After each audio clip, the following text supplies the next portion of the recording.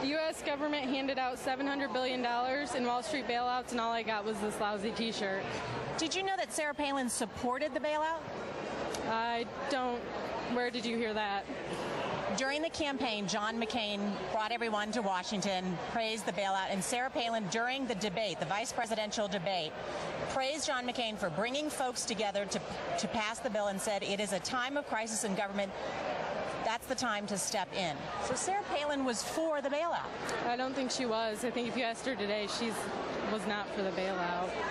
The reason I ask it, I think there's some confusion about Sarah Palin's policies, and that's why I ask you that. She's against the stimulus, but during the campaign, she was for the bailout, as was John McCain. Does that change your view? No, it does not. What is it that you most like about her? What policy? She upholds the Constitution, the document that made this country so great, and that's what we need to go back to. We've gone so far from the Constitution that we're reaping the consequences of that right now. Specifically?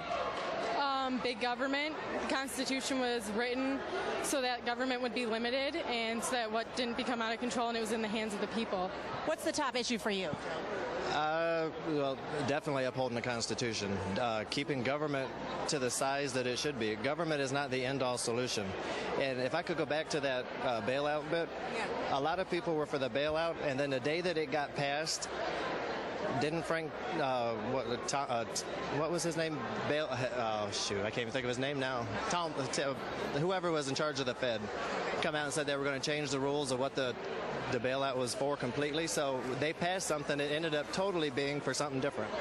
So that's kind of one of those questions that the initial reason for the bailout was probably acceptable in her mind, but then it ended up being something totally different the day after it was passed. Hey, Joe and Vicki, thanks so much. Thank you. So, Tamara and David, you get a sense of some of Sarah Palin's supporters here. They feel a connection with Sarah Palin.